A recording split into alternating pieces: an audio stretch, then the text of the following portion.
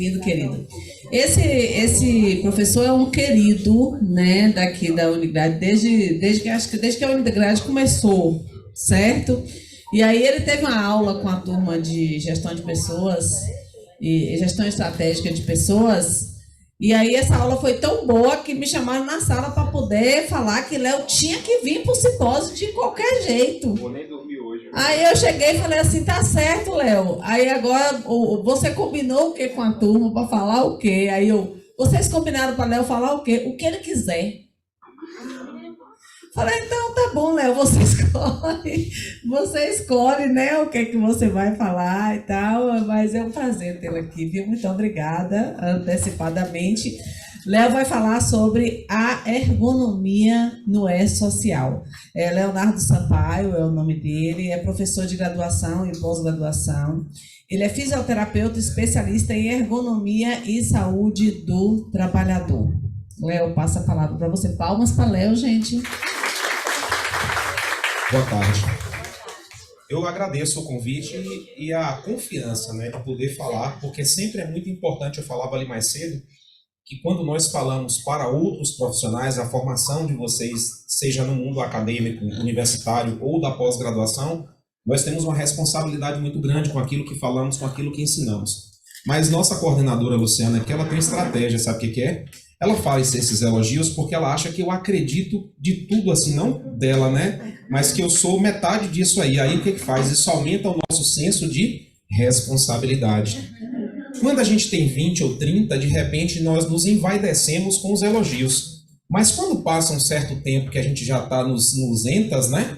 Não precisa nem falar quanto, mas os entas, os 50 e etc. Aí a gente aprende que os elogios aumentam o nosso senso de responsabilidade. E a gente não pode decepcionar quem ouve, quem assiste, quem acredita em tudo aquilo que a gente faz. Tá certo? Tá bom, muito obrigado. Bom, como Luciana já me apresentou, eu sou fisioterapeuta, sou biólogo também, exerço as duas profissões, tanto como biólogo como fisioterapeuta e perito na área de ergonomia. Já há 17 anos eu venho prestando referência aqui, laudos de ergonomia para empresas na região de Vitória da Conquista, Salvador, para o lado de Barreiras também, Brumado, Guanabi, Bom Jesus da Lapa.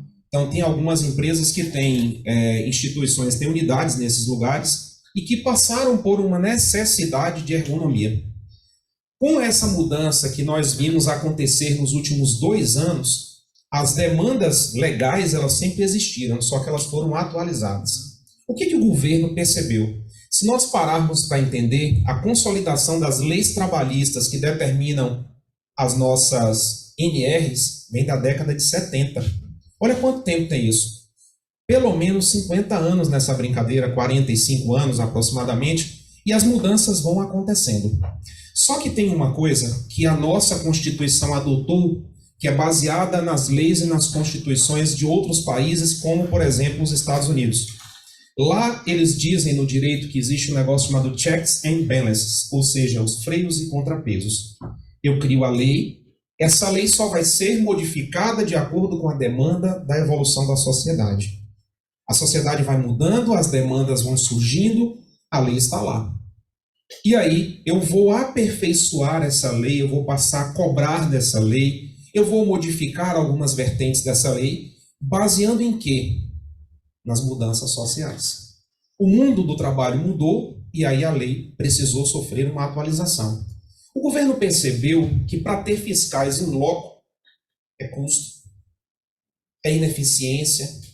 Por exemplo, Vitória da Conquista e região, nós temos aí mais de 70 municípios, na verdade são 120 no total, fiscalizados por quantas? 5 pessoas? É desumano conseguir fiscalizar, organizar e adequar a questão de segurança do trabalho e qualidade de vida do trabalhador com esse mecanismo, vamos dizer assim, desatualizado que existia. Aí veio a ideia, alguns anos atrás, da implantação da questão do E-Social. Então, quem trabalha diretamente na gestão, trabalha diretamente com a questão de administração e da própria contabilidade das empresas, viu que as empresas teriam a obrigatoriedade de se enquadrar nesse novo molde. Mudamos algumas coisas e algumas exigências legais. Você posta os documentos que são solicitados, de acordo com a área de risco de cada empresa, de acordo com o KNAI de cada empresa, as solicitações vão sendo encaminhadas e vão sendo postadas.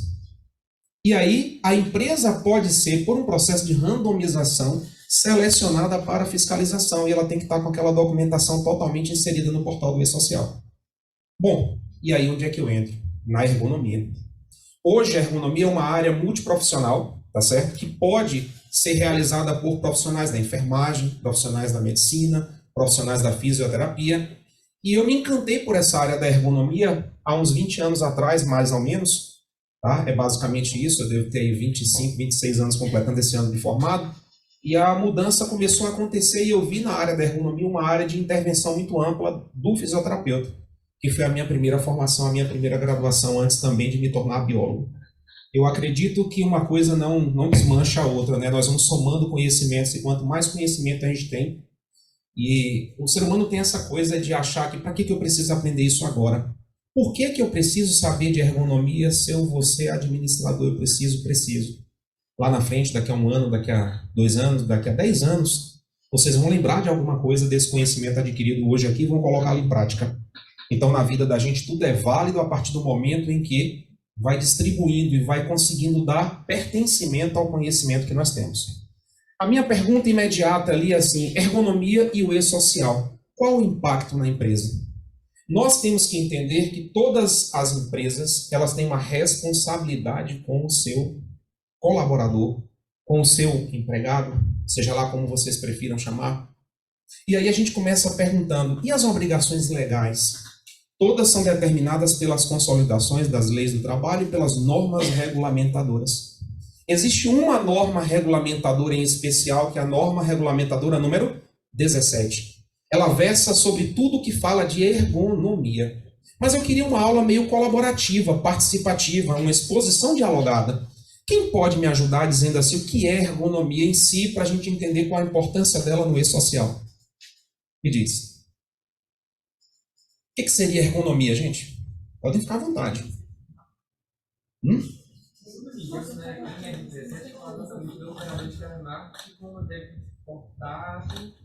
Por 10 minutos. Finalmente, assim, ergonomia geralmente o funcionamento da máquina, o computador, enfim.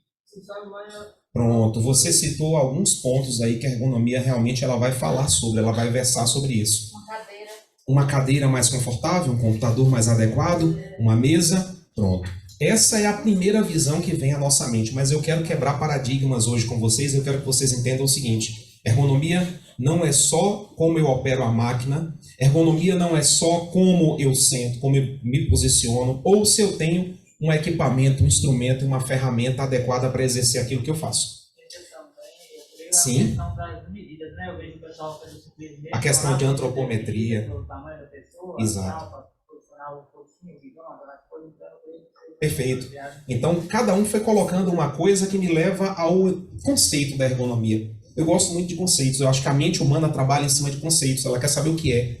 Se eu estou com esse objeto aqui na mão e eu nunca vi isso aqui, me entregar esse objeto, eu vou dizer, poxa, o que é isso? Parece um controle remoto. Para que serve esse negócio? Aí eu vou ver que ali tem outro diferente. Então eu começo a funcionar com a minha mente nos 3 elementos básicos que faz qualquer ser humano pensar. É conceito, função e classificação. Então eu tenho que entender o que é ergonomia. Ergonomia é uma área, uma ciência multiprofissional que versa sobre a adaptação do trabalho ao homem. Não é adaptar o homem ao trabalho. Tudo bem? Eu não posso chegar e adaptar o indivíduo ao trabalho, porque o nível limiar de tolerância é diferente para cada ser humano. Alguns são mais sensíveis à questão de ruídos, alguns são mais sensíveis à questão de calor, alguns são mais sensíveis a questões de umidade. Então, vamos dizer assim, as variáveis humanas, fisiológicas, psicossomáticas são diferentes. Tem pessoas que não são adaptadas, por exemplo, a trabalho noturno. Desregula todo o mecanismo do organismo desse ser humano e ele vai começar a ter, inclusive, problemas de produção fisiológica, endógena, hormônios, altera tudo. Altera o humor, altera sono e interfere diretamente em uma coisa chamada qualidade de vida. O e-social ele veio, na verdade, para conseguir fiscalizar de longe, de forma onisciente e onipresente, as empresas, como elas tratam e como elas lidam com a questão da regulamentação legal do funcionário.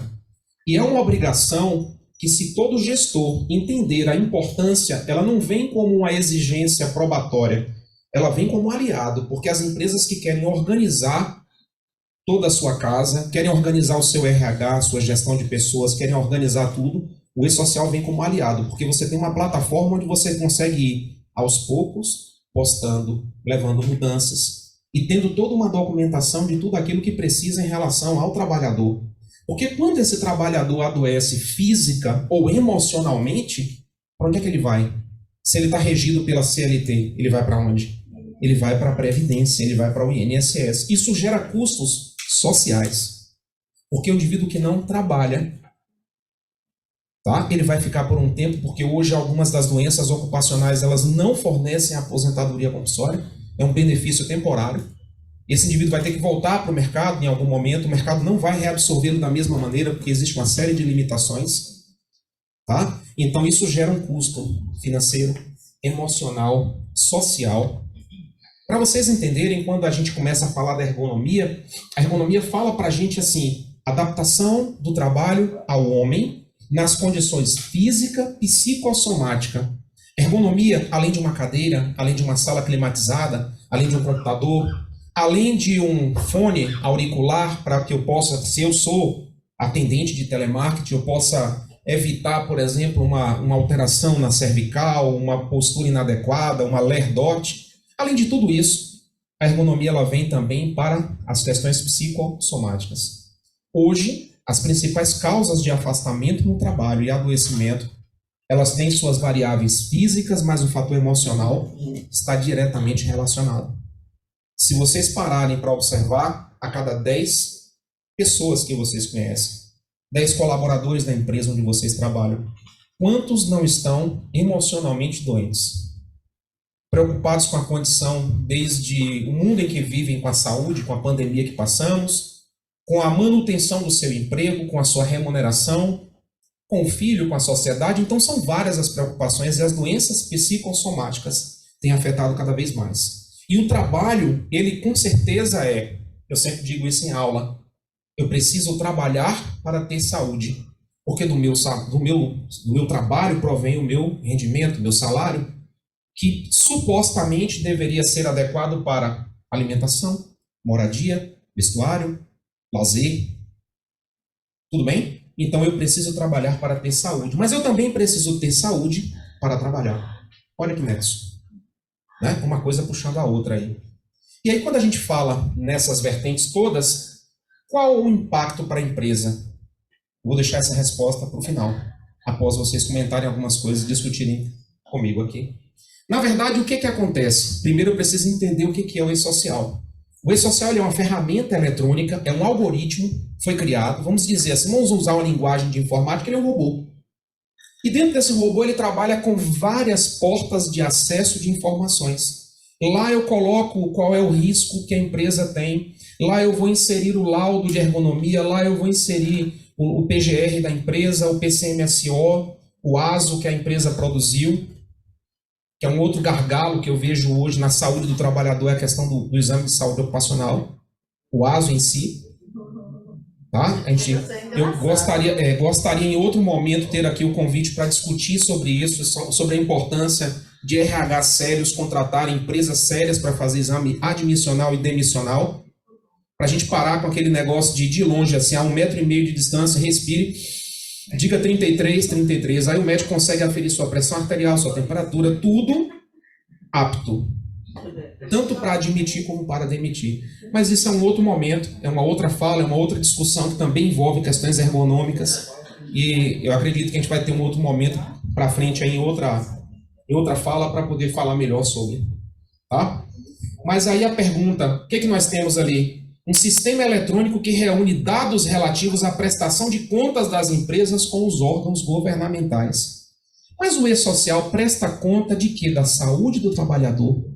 Porque o governo entende, não pelo fato da lei do governo em si, da instituição governo, independente de quem esteja no processo, não porque ele se preocupa plenamente com a saúde do ser humano ou do trabalhador, mas ele avalia uma outra coisa muito importante, que são os custos gerados à saúde e os custos gerados à previdência em relação ao adoecimento.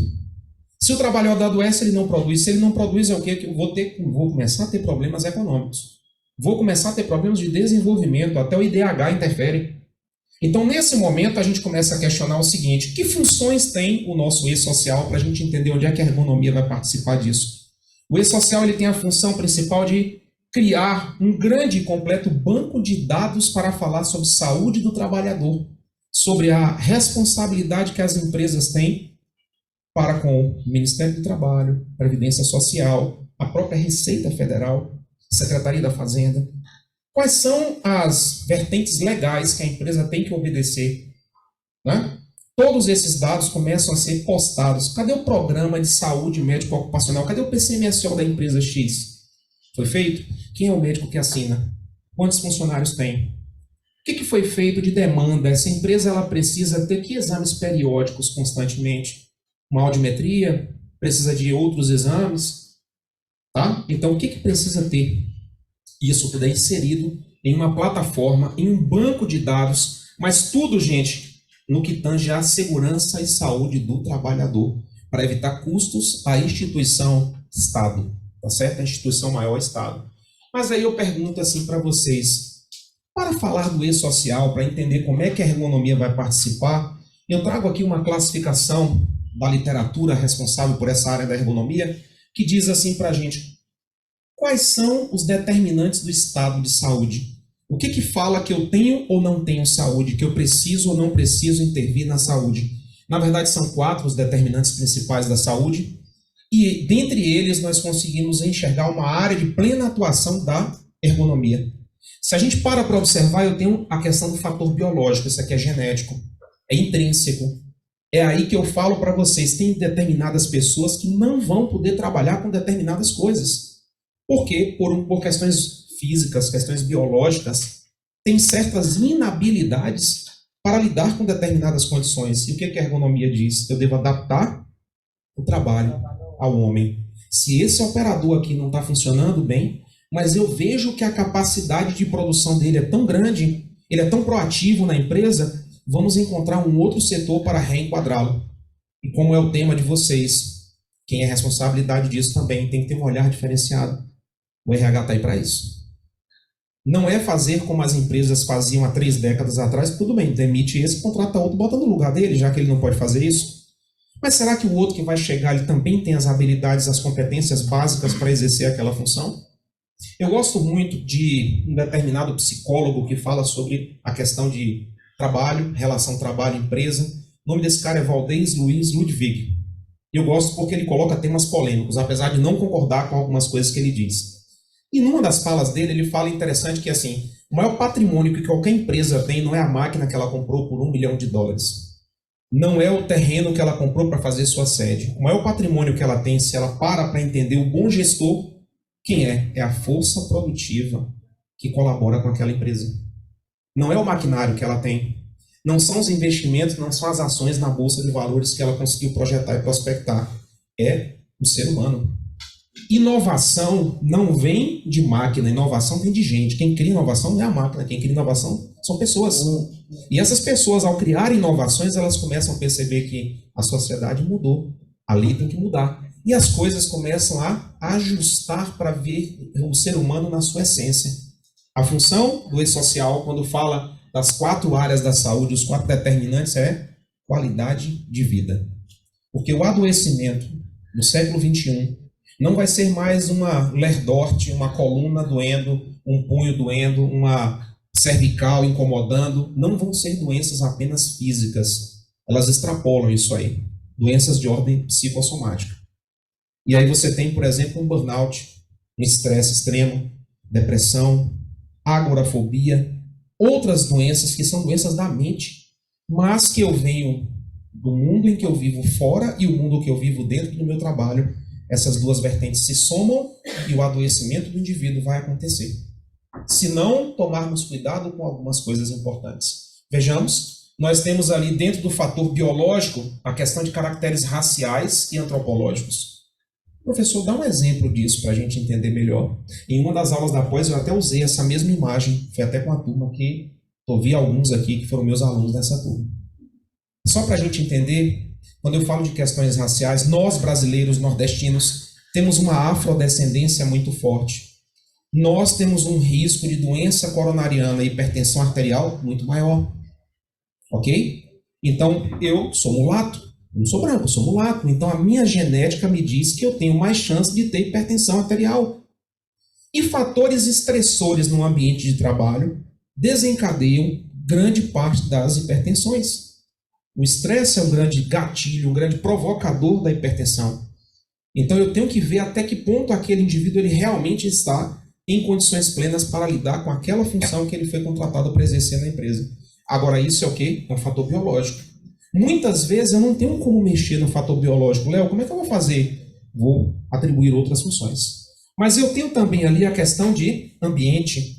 Aí, literalmente, nós entramos com a ergonomia. O ambiente de trabalho, o ambiente físico, o ambiente biológico, o ambiente socioeconômico, onde o trabalhador vai atuar. Aí a ergonomia está em cima disso aí, ok? Temos também ali a questão do estilo de vida. Essa é uma outra coisa que seria palestra para uma outra fala. O estilo de vida e o perfil do estilo de vida. As pessoas têm que entender que o que elas fazem dentro das empresas e fora das empresas, com certeza, vão impactar diretamente na sua saúde, na sua qualidade de vida.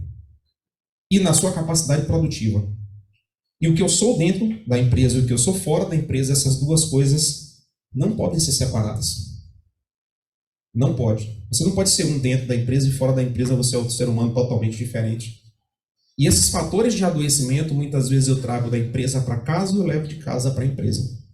É exatamente o que a gente colocou aqui na questão do ambiente social, o ambiente físico, o ambiente biológico. E a questão do estilo de vida impacta em tudo isso. Tá? Daqui a pouquinho eu vou mostrar um negócio interessante para vocês.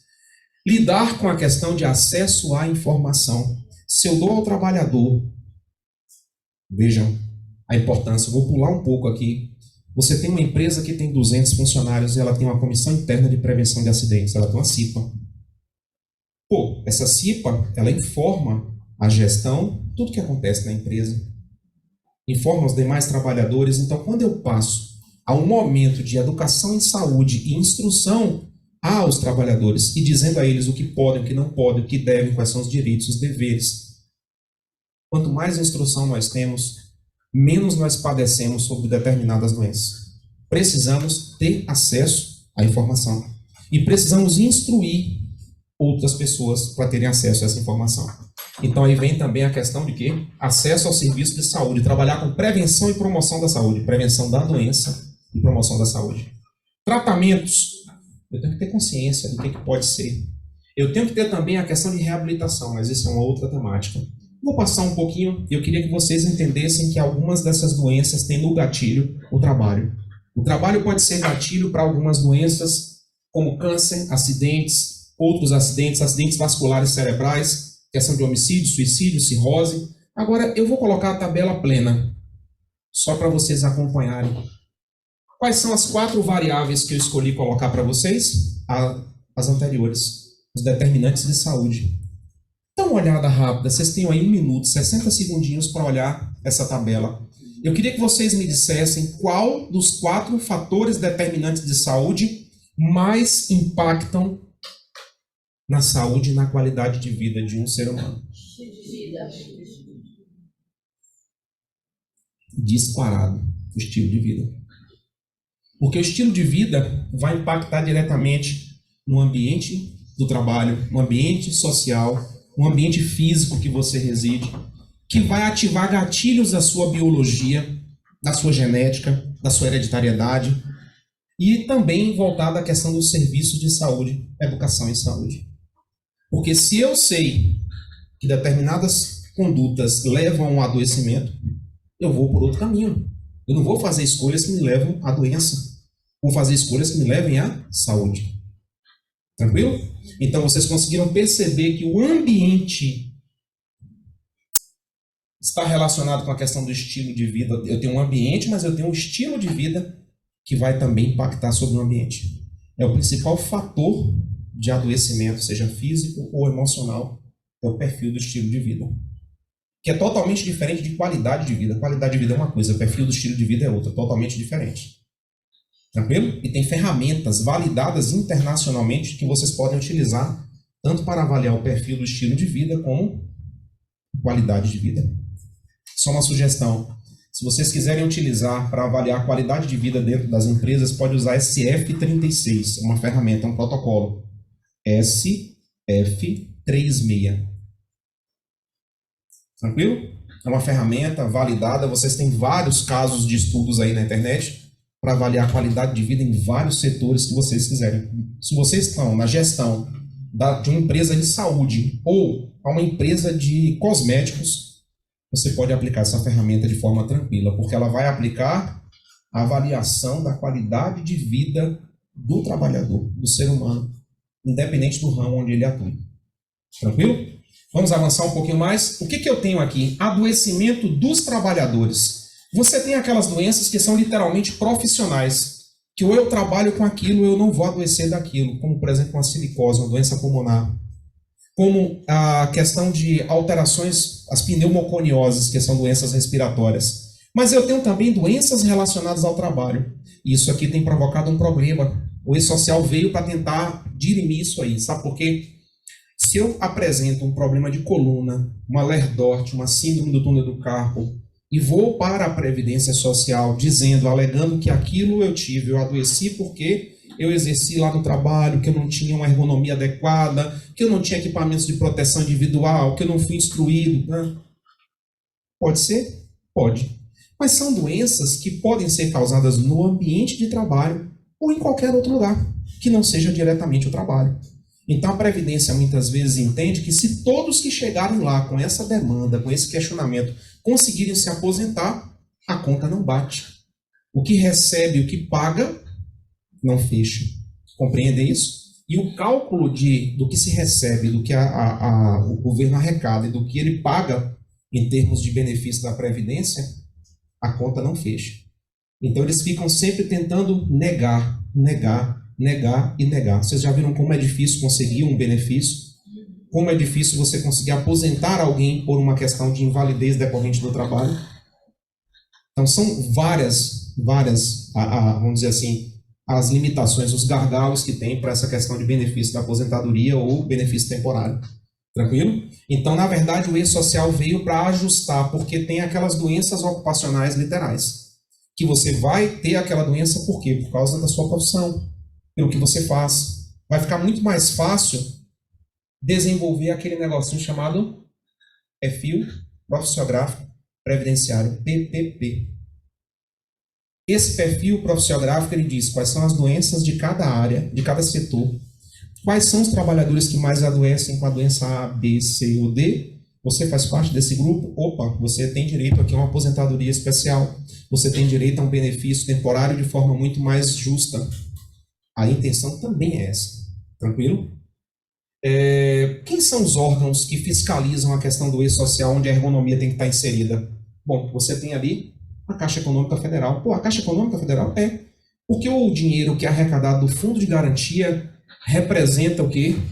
A Caixa Econômica faz parte do Conselho Curador. Ela também controla o E-Social indiretamente. Porque recursos que são usados em vários níveis da esfera federal vêm de onde? Do Fundo de Garantia, que é uma verba retirada de onde? Do bolso do trabalhador. Perfeito? São as caixinhas que vieram na história de tudo isso, aquelas caixas de aposentadorias e pensões, algumas décadas atrás. Mas nós temos também o Instituto Nacional do Seguro Social, o INSS também está de olho no E-Social, porque vai melhorar, vai desafogar as suas demandas. Eu tenho também o Ministério da Previdência Social, o Ministério do Trabalho e do Emprego. Por quê? Porque é o Ministério do Trabalho que cria algumas normativas e diz, olha, isso aqui faça-se dessa forma, isso aqui cumpra-se desse jeito. Então, olha quem são os órgãos a que o E-Social está ligado e deve satisfação para a gente entender onde é que vai entrar a ergonomia em tudo isso. Caixa Econômica, INSS, Ministério Público, Ministério do Trabalho e a própria Receita Federal. Será que essa empresa ela está em dias com toda a tributação que faz referência à questão legal da empresa e à questão trabalhista? Ela é cobrada, ela é fiscalizada. E aí, quais são os impactos gerados pelo E-Social na sociedade, nas empresas, para a gente entender o acesso da ergonomia? Facilidade na regulamentação, foi como eu falei para vocês. Vocês, quando gestores, não é? Eu costumo dizer que nós não somos, nós estamos. Vocês, enquanto gestores, vão ter que pensar assim, o E-Social não veio para complicar a minha vida, ele veio para me ajudar a organizar a documentação da empresa. Papel vai desaparecer. Vai desaparecer. Agora, você tem que manter impecavelmente os arquivos digitais salvos em um drive. Você tem que fazer o upload de todos os arquivos a que aquela empresa está submetida. O PPRA, ok. PCMSO, ok. O PGR da empresa, ok. Porque antigamente nós tínhamos uma outra ferramenta que foi substituída pelo PGR. O que é o PGR? Programa de Gerenciamento de Riscos. Mas riscos a quem? A empresa ou a quem trabalha nela? A quem trabalha. Então os riscos são na saúde ocupacional. E o que a ergonomia vem fazer? Vai fazer o quê? Adaptação do trabalho ao ser humano para diminuir ou até mesmo neutralizar o adoecimento. Compreenderam isso? Então, nesse caso, o que nós temos no e-social? Olha a pergunta. Os impactos gerados pelo e-social. Facilitar a regulamentação.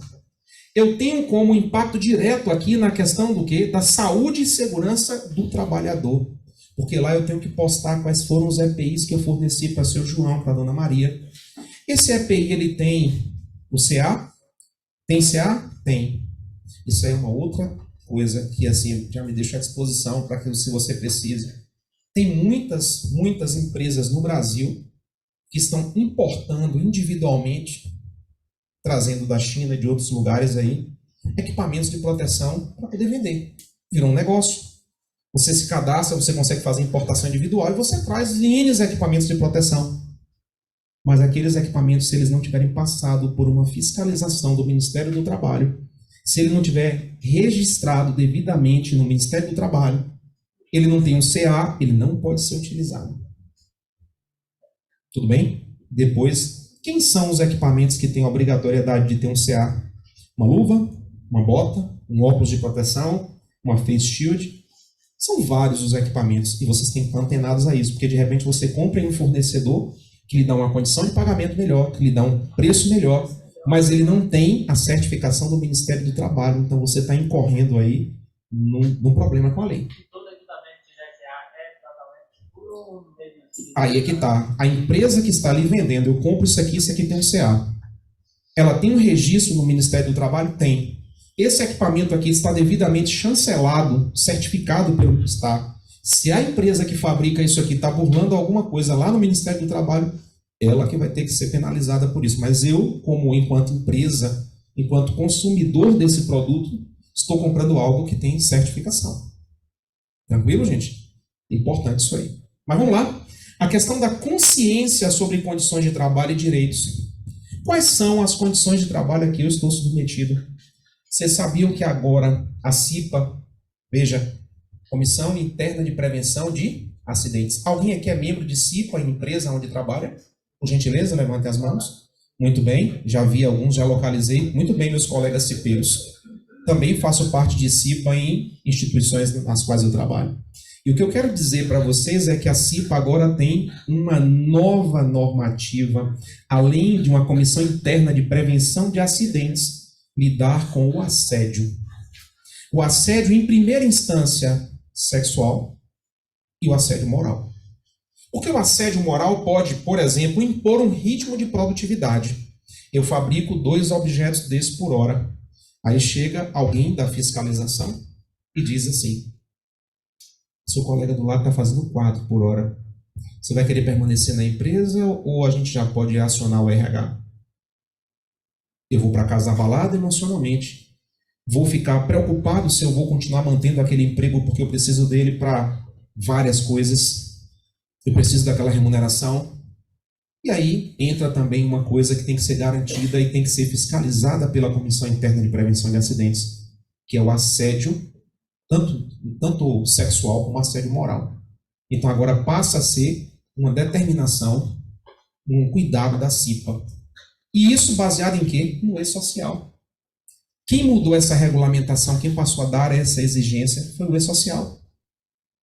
A coisa começou a mudar e começou a apertar o cerco. E empresas um pouco mais desatentas, para não dizer desorganizadas, viram o e-social como um bicho-papão. Tem muita exigência. Todas elas sempre existiram, só que nunca cobraram de forma tão iminente. O e-social é um robozinho, é um algoritmo que pode cobrar de forma onisciente, onipresente, sem que o fiscal venha bater na sua porta. Ele cruza todos os dados e vê em Vitória da Conquista empresas do ramo de calçados, empresas do ramo de restaurantes. Quais ainda não postaram as documentações obrigatórias, laudo de ergonomia, PCMSO, PGR, né? Fatores de risco, mapas de risco? Não tem? Não tem. Espera aí, vamos fiscalizar essas empresas. Então, a fiscalização já vai bater na porta certinha de quem não está com a documentação em dias. Então, vocês, gestores, manter a documentação é um aliado. E você não precisa ter 300 armários dentro da empresa para guardar tanto documento. Um drive, 2, 3 drives para fazer o upload dessas informações e postá-las também no e-social. No primeiro momento, gente, foi pânico. As contabilidades não sabiam o que fazer, os administradores não sabiam o que fazer, até os próprios engenheiros de segurança, médicos, fisioterapeutas, estavam confusos o que era realmente que o e-social ia começar a cobrar. Mas sabe aquela coisa que toda mudança gera resistência? Mas quando começamos a fazer uma vez, 2, 3, virou tão fácil. Fala, nossa, por que a gente não tinha essa ferramenta antes? Compreende? Vamos avançar? Então eu preciso investir na melhoria do ambiente. Ambiente de trabalho. Adaptação do trabalho ao ser humano, protegendo a saúde do colaborador e aumentando a satisfação com a organização. Sentimento de pertencimento. Sentimento de pertencimento gera produtividade. Produtividade gera lucros, dividendos para a empresa. Volto a dizer, o mais importante que a empresa tem não é o patrimônio físico, é o patrimônio intelectual. São as pessoas que trabalham com ela. Ok? Bom, quais os impactos gerados? Mudança de cultura. Eu vou ter que mudar a cultura da empresa. Eu não tinha laudo de ergonomia. Eu vou ter que ter. Vou ter que inserir na plataforma do e-social. Eu não sabia que eu tinha que ter um PGR, um Programa de Gerenciamento de Riscos. Tem que ter. Então, as empresas que não estavam submetidas a isso, ou que não faziam, vão ter um custo extra com isso. É fato que vai impactar diretamente no orçamento das empresas. Mas uma vez você normalizando, legalizando toda essa documentação, daí para frente é só manutenção. E manter uma coisa é muito mais fácil do que criar. Organizar. Agora, os dados são cruzados. Vocês viram lá? Quem é que controla essa coisa toda? A Caixa Econômica, o Ministério do Trabalho, o Ministério Público. Tá? E tudo isso, os algoritmos desses se cruzam. Não vai ter mais como esconder. Não vai ter mais como mentir a respeito de se você vem ou não fazendo exame periódico para o seu trabalhador. Tem que estar postado lá. Tem que ter um relatório do médico que assinou. Se esse médico só assinou e ele não fez, aí já é uma outra história, mas o documento está lá, não está? Pronto. É igual aquela receita. Você chega com a receita no balcão da farmácia para comprar um medicamento que é de retenção. O farmacêutico diz, vem cá, essa assinatura desse médico aqui é verdadeira? Não, ele lhe vende um remédio. Se a receita não é verdadeira, já é um outro momento, uma outra discussão. A mesma coisa no e-social. Se descobrir que aquele documento não é válido, não é verdadeiro, as empresas com certeza serão penalizadas por isso. Bom, voltamos aqui para a ergonomia. O que é ergonomia? Adaptação do trabalho ao ser humano. Mas não é só na cadeira, não é só no móvel, não é só na questão da temperatura, da luminosidade, né, do ruído, também isso. Também. Nós temos aqui a questão de que, consolidado pelas leis do trabalho, eu preciso o campo de aplicação. Qual o objetivo? Me diz aí, qual o objetivo da ergonomia? Adaptar o trabalho ao ser humano. Esse é o objetivo. Mas em que campo de aplicação? Gente, a ergonomia se aplica a todos os empregados que têm a sua carteira regida pela CLT. Mas tem outro mecanismo diferente da CLT, nós somos seletistas. Se você faz um concurso para o governo do estado, para o governo federal, você passa a ser dependente de um estatuto do servidor público estadual ou federal. As leis que vão reger o servidor público são diferentes da que nós temos aqui na consolidação das leis trabalhistas. Então, o público a que a ergonomia se aplica é todo aquele que tem carteira de trabalho regida pela CLT, Consolidação das Leis do Trabalho. Então, é esse o campo de aplicação da ergonomia. Tá? Se uma empresa federal, que assim, o governo federal tem aquelas coisas, faço o que eu digo, mas não faço o que eu faço. Ok? você tem exigências 1000. Mas quando se trata de uma empresa federal, as leis são outras, as demandas das cobranças são outras. Tá? Sim. Você vê no próprio social, quem começou primeiro foi a CLT, por último, o federal e o estadual. Pois é. Então, quem tem que obedecer e colocar a sua casa em dia? O privado. O público fica por último. É como eu disse, faço o que eu faço, faço o que eu digo, mas não faço o que eu faço. Não é assim? Boa. Vamos seguir. Vamos lá, porque nosso horário está na raspa do tacho, como dizia a vovó. Avaliar as situações de trabalho. Como assim? Avaliar questões de saúde, risco, questões de luminosidade, temperatura, mobiliário, transporte de peso, questões de nível e ritmo de produção. Tá? Vamos pensar de novo? Tá aqui, ó. O que é uma AET? Você já tinha ouvido falar sobre isso? Uma análise ergonômica do trabalho. As empresas agora precisam fazer uma análise ergonômica e inserir no e-social. Avaliação social. Entra sim. Então, na avaliação ergonômica do trabalho, uma análise ergonômica do trabalho, o que você vai ter que ter? Desculpa, como é teu nome? Keila, você tem que fazer uma análise da demanda. Isso responde também à sua pergunta. Você tem que fazer uma análise de quando é aplicável. Tem alguma resolução para aquele problema de ergonomia que a empresa apresentou? Aquilo está impactando na saúde do trabalhador, está impactando na produtividade. A gente só vai descobrir a partir do momento em que se fizer uma análise situacional. E essa análise chama-se análise ergonômica do trabalho. Olha aqui.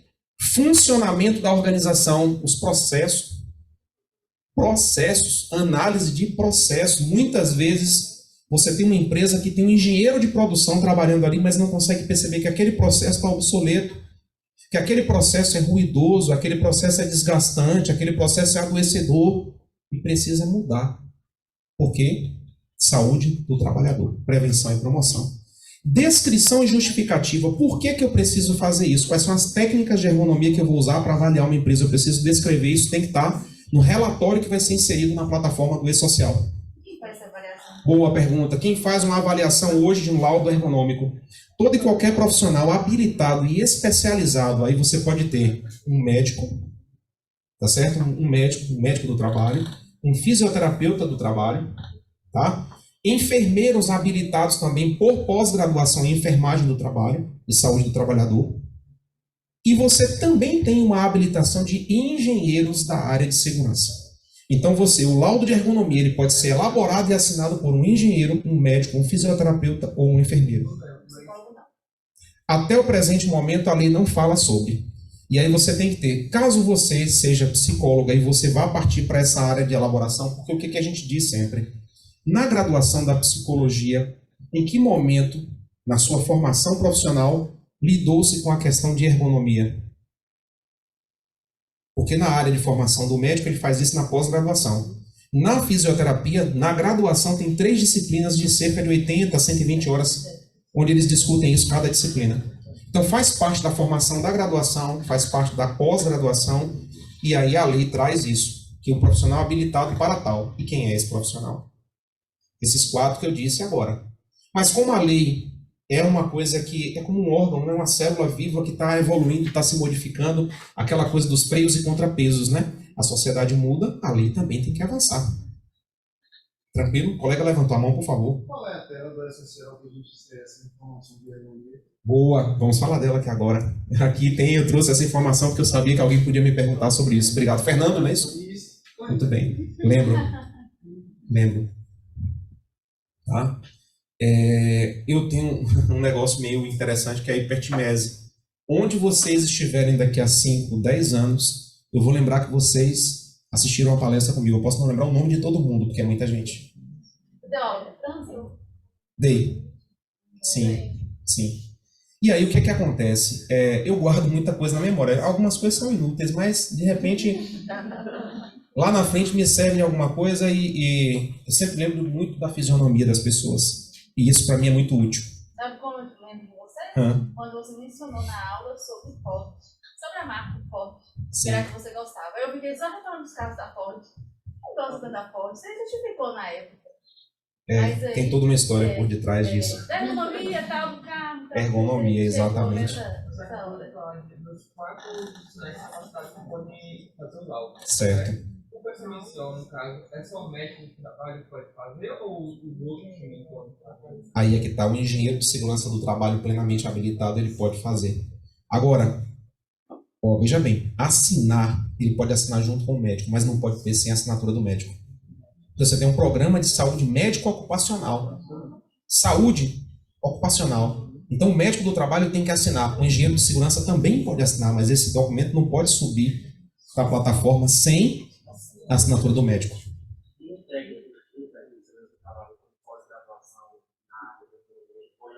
Pode sim, plenamente. Um técnico de segurança do trabalho, sua pergunta é interessante. Uma formação, vou dizer assim, uma habilitação, não em nível de ensino superior, mas habilita sim. E muita gente, eu conheço muito técnico de segurança bom e que sabe muito de ergonomia, tanto quanto qualquer engenheiro.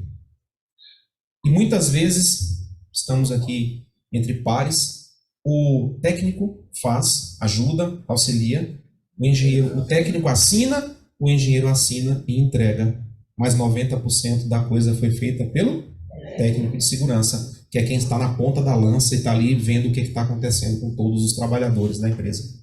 Tranquilo? Vamos acelerar aqui. Dentro do item 17.4 eu tenho organização do trabalho. Quais são as normas de produção, modo operatório, exigência de tempo, o ritmo? Ditar ritmo é um negócio muito complicado. Cada ser humano é ímpar. E o ritmo de Léo pode não ser o ritmo de Pedro, de Antônio, de Maria ou da professora Luciana. Então, ditar ritmo é algo muito singular e que a gente tem que refletir sobre em que momento, em que situação isso pode ser aceito. Tá? Isso talvez tenha a ver, sabe por quê, Léo? Com o Sim. estabelecimento dos bancários, né? Porque no banco tem o tempo até de alguém ficar no caixa. Sim. Tem o tempo de atendimento é bem terrorista, assim. O negócio tem algum bancário aí que... Ô, Luciana, eu desconheço quem trabalhou em banco por mais de 15 anos e não adoeceu. Quem não teve um burnout, quem não teve uma depressão, quem não teve ideação suicida, quem não passou por qualquer... Lerdortes. Não, as lerdortes eu sei que são impactantes, sabe? Dói, mas dói fisicamente. Eu acho que a dor emocional, a dor da alma é muito mais intensa, porque é aquela que, se o paciente chega para mim no consultório como fisioterapeuta, eu posso chegar lá e avaliar. Eu hoje posso dizer se você realmente tem uma dor no punho ou não. Eu pego uma câmera de termografia de superfície, passo um scanner no seu punho e vejo as áreas por transição de cores. A área que tiver mais vermelho ou tons mais alaranjados, eu sei que tem inflamação. Se tem inflamação, tem dor junto. Então eu não posso dizer que meu punho está doendo. E a Previdência Social adquiriu várias dessas câmeras e deu para os peritos trabalharem. Então não adianta chegar lá e dizer, olha, eu sinto dor nesse punho há 300 anos, isso aqui me impossibilita de trabalhar. O cara vai lá e passa o scanner e não vê inflamação nenhuma. Então até as pequenas mentiras que conseguiam passar, hoje em dia você já tem ferramentas tecnológicas que conseguem dizer a veracidade realmente daquela inflamação. Então a dor física eu posso ver. Mas o que fazer para diagnosticar, para dosar a dor emocional?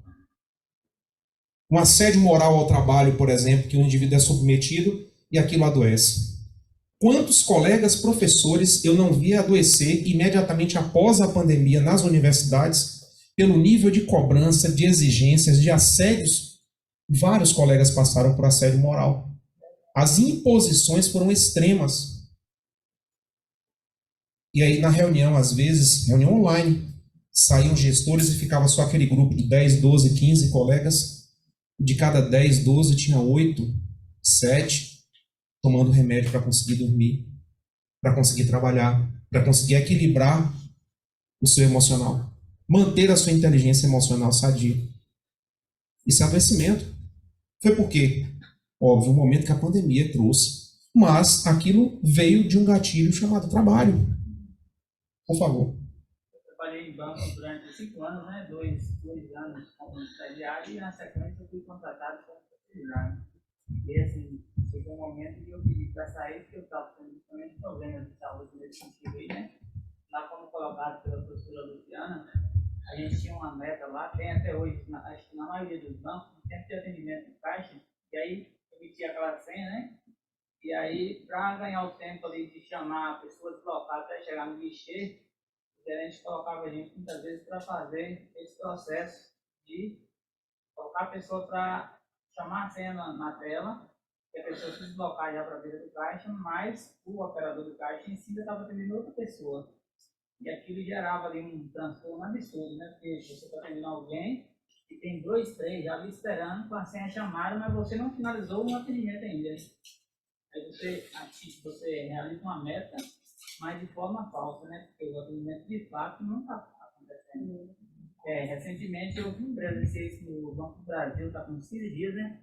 Eu cheguei lá como cliente para entrar a agência, e aí o funcionário que tirava a senha disse que não podia entrar ainda. Eu falei, mas como assim? Não, deve não tem entrar e tal.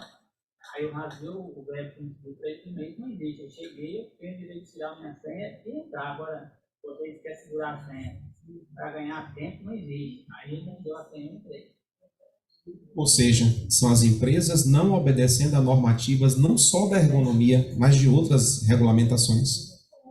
O excesso de trabalho, imposição de ritmos, respondendo a Fernando, que ele me falou que tem a ver com isso, onde eu posso inserir esses dados na plataforma do e-social. Você tem no e-social, ele aborda a ergonomia por meio de diversos itens da tabela 21.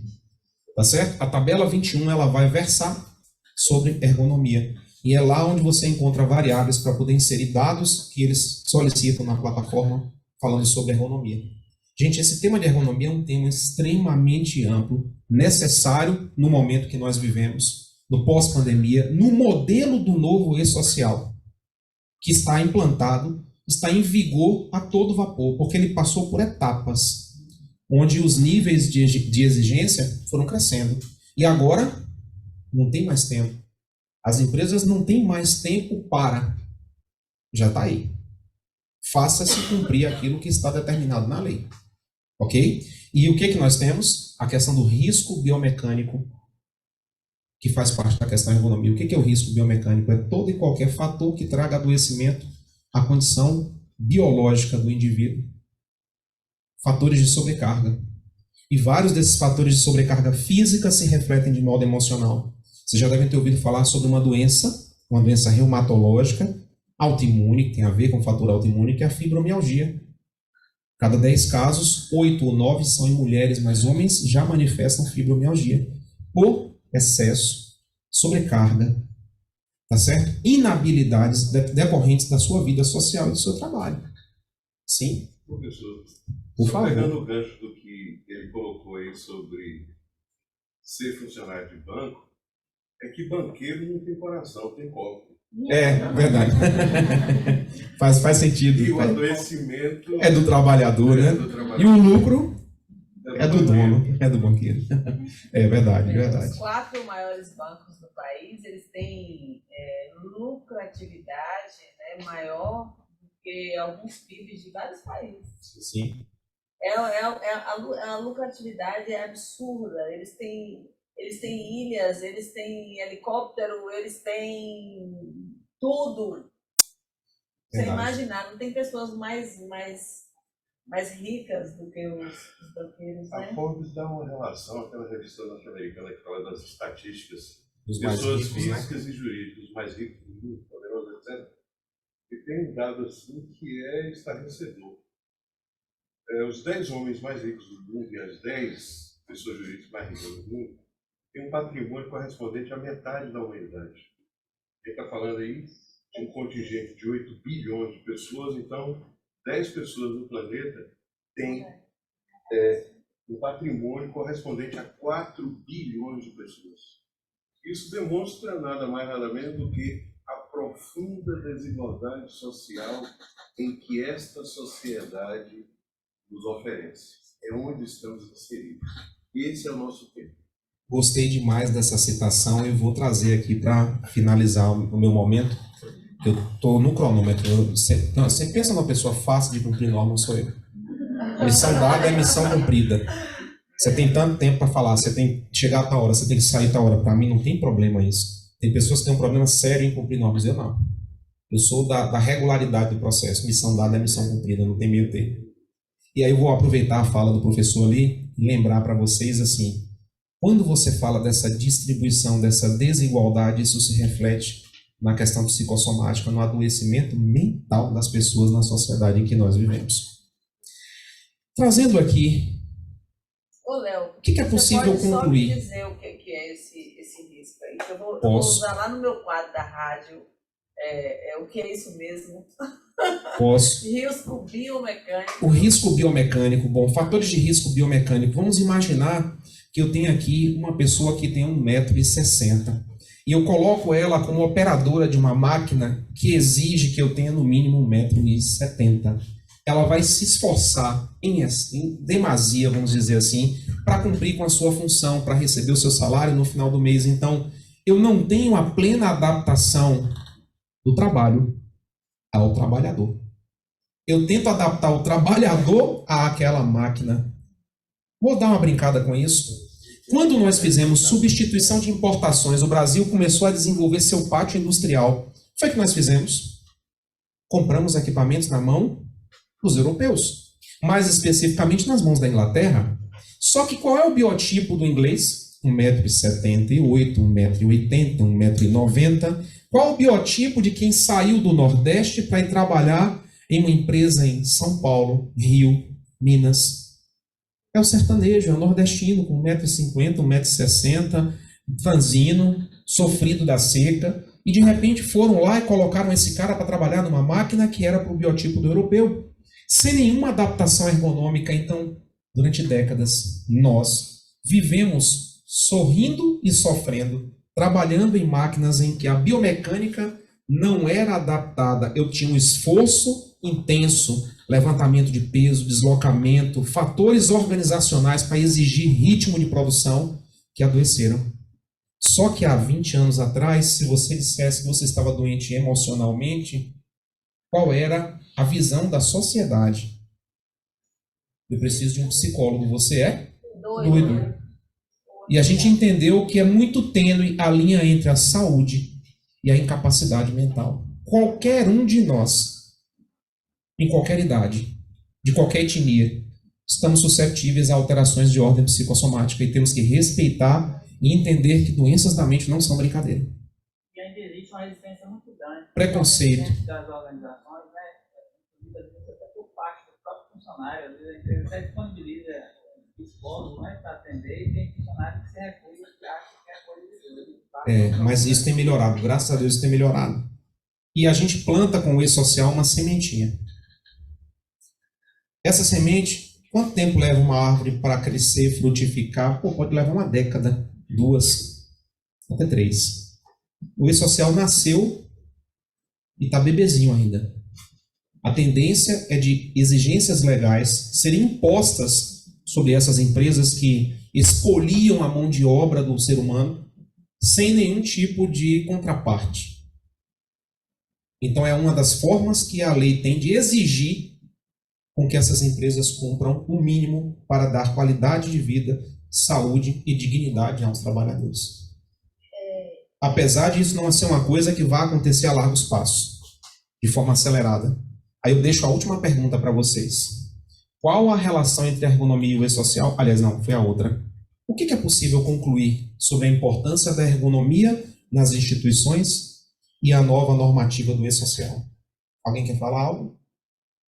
A ergonomia vem para a adaptação do trabalho ao ser humano, exigindo e legalizando e normatizando isso. Sendo assim, o E-Social, que já está em vigor, é necessário nas empresas para elas poderem adaptar e cumprir exigências, reduzindo o índice de afastamentos, o absenteísmo, as doenças, não só de ordem física. Eu insisto muito nessa questão das doenças de ordem psicossomática. A própria ergonomia fala disso. A CIPA agora, como eu disse, passa a ter essa obrigação, o assédio sexual, o assédio moral, que também adoece. E às vezes a gente não consegue colocar isso para fora, a gente não consegue dizer. Você simplesmente vai introspectando, e você chega em um momento em que você adoece por causa disso. Nem sabe que é assédio. E nem sabe que é assédio. Muito bem. Nem sabe que é assédio. E aí, de quando o prazo para implementação foi janeiro de 2018, perdão, e agora está em pleno vapor. 2018 veio a pandemia, suspenderam a obrigatoriedade de algumas coisas, a pandemia passou e agora não tem mais prazo, não tem mais tempo. Faça-se cumprir, porque eu disse, quem gosta de normatizar, quem gosta de legalidade, não vai ver o e-social como um vilão e como um embate, como um inimigo, mas sim como um aliado para botar a casa em ordem. Sim. O capital também está se atualizando nesse sentido. Hoje, para as empresas faz parte de licitações de exigências. Muitas dessas exigências também, a parte de SST também está incluída. Se a empresa não se adaptar, infelizmente ela não vai poder vender seu serviço. Empresas que não tiverem com seu e-social, um exemplo, você tem uma empreiteira e você vai vender na área de engenharia civil serviços para o governo. Cadê seu e-social para indicar? Me mostra aí o seu laudo de ergonomia, seu PGR, seu PCMSO. Ah, eu não tenho. Desculpa, mas não dá para você. Então é o que eu disse. A casa tem que ser colocada em ordem. Eu vou deixar para vocês uma frase de Charles Darwin que diz assim: os mais aptos não são os maiores, não são os mais rápidos, mas aqueles que entendem que a cada dia é necessário mudar. Mudar é sinônimo de evolução. A sociedade evolui, o ser humano também, e o respeito à legalidade da saúde do trabalhador também tem que evoluir. Temos que gerar mudanças, porque se nós não mudarmos, principalmente a concepção, não é fácil, porque toda mudança vai gerar resistência. Mas aos poucos a gente está aí para disseminar essas ideias, para colocar ela na cabeça das pessoas e entender que são novas demandas, mas a gente vai dar conta disso. Na verdade, agradecer mais uma vez aqui ao convite e estou de portas abertas no meu coração, a minha profissão e o meu conhecimento para contribuir com vocês. É algo muito nobre poder falar, poder ser ouvido. Por favor. Professora Luciana.